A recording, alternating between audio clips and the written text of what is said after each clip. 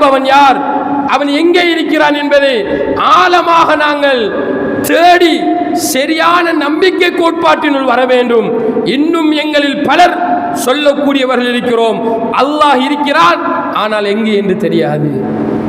ஏன் அந்த சிந்தனைகள் எங்களுடைய ஆரம்ப காலகட்டங்களில் எங்களுடைய மூதாதையர்களிடம் இருந்திருக்கிறது. அல்லாஹ் இருக்கிறான் ஆனால் அவன் மேலேயும் இல்லை, கீழேயும் இல்லை, வலது பக்கமும் இல்லை, இடது பக்கமும் இல்லை, உலகத்துக்குள்ளேயும் இல்லை, உலகத்துக்கு வெளியேயும் இல்லை, இல்லாத ஒரு அல்லாஹ்வை நம்பிய எங்களுடைய மூதாதையர்கள் இருந்திருக்கிறார்கள். அந்த நம்பிக்கை கோட்பாடு இன்னும் எங்களில் பலரிடம் தாக்கம் செலுத்துகிறது. அல்லாஹ் எங்கே இருக்கிறான் தெரியாது. அன்பிற்குரிய ஈமானிய உறவுகளே, இன்னும் எங்களில் பலர் அல்லாஹ்வை எப்படி நம்பி இருக்கிறோம் என்றால், அல்லாஹ் வீசக்கூடிய காற்றை போல அல்லது மின்சாரத்தை போல அவனை சரியான முறையில் அறிந்து கொள்ள முடியாது. அவனுடைய செயற்பாடுகளை வைத்துத்தான் அல்லாஹ் இருக்கிறான் என்பதை புரிந்து கொள்ள முடியும் என்று எங்களில் பலர் நம்பிக்கொண்டிருக்கிறோம். ஈமானி உறவுகளே, நிச்சயமாக சுவனவாசிகள் நாளை மறுமை நாளிலே சுவனத்துக்கு சென்ற பின்னர் அல்லாஹ்வை பார்ப்பார்கள்.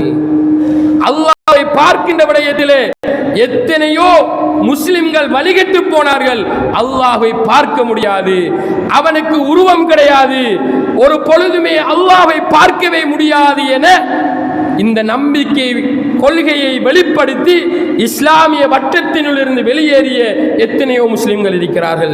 ஈமானிய உறவுகளே, அல்லாஹு தஆலா அல் குர்ஆனிலே சொல்கிறான், உஜூஹு யௌமஇதின் நாதிரா இலா ரப்பிஹா நாதிரா. நிச்சயமாக அன்றைய தினம் சில முகங்கள் அல்லாஹ்வை பார்க்கும், சிலர் அல்லாஹ்வை பார்ப்பார்கள் என்பதாக அல்லாஹு தஆலா அல் குர்ஆனிலே சொல்லி காட்டுகிறான்.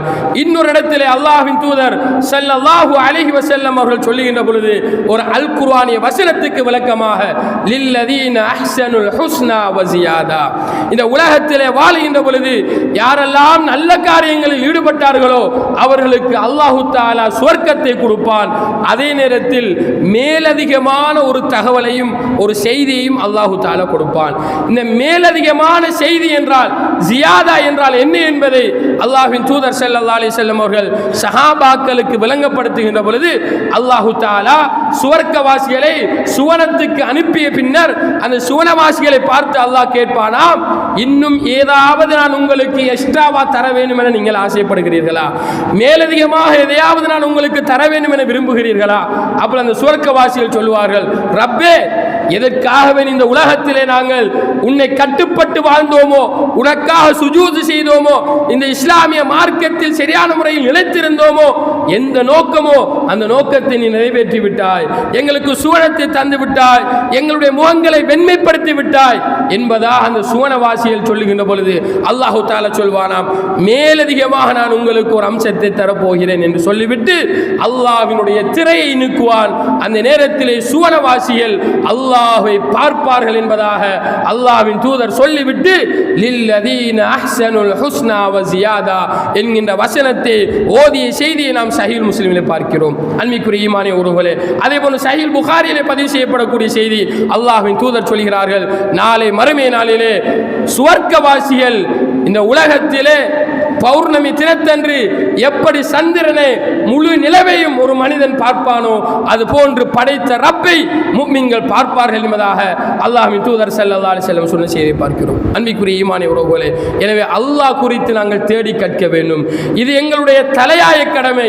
நாங்கள் யாருக்காக வேண்டி சுஜூது செய்கிறோமோ, யாருக்காக வேண்டி ஓடி ஓடி வந்து 5 நேரம் வணக்க வழிபாடுகளில் ஈடுபடுகிறோமோ, யாருக்காக வேண்டி லட்சக்கணக்கிலே ரூபாய்களை செலவழித்து மக்கமா நகரை நோக்கி ஹஜ்ஜுக்காக பயணிக்கிறோமோ, அந்த ரப்பு யார் என்று தெரியாமல் வெறுமனே காற்றையும் மின்சாரத்தையும் போல நம்பிக்கொண்டிருக்காமல், நிச்சயமாக அல்லாஹ் என்பவன் யார், அவனை எப்படி நாங்கள் நம்ப வேண்டும், அவனை எப்படி நாங்கள் ஒருமைப்படுத்த வேண்டும், ருபூபியா என்றால் என்ன, உலூஹியா என்றால் என்ன, அல்லாஹ்வினுடைய பெயர்கள் பண்புகள் என்றால் என்ன என்பதை நிச்சயமாக ஈமானிய உறவுகளே அல்லாஹ்வை நாங்கள் தேடி கற்க வேண்டும்.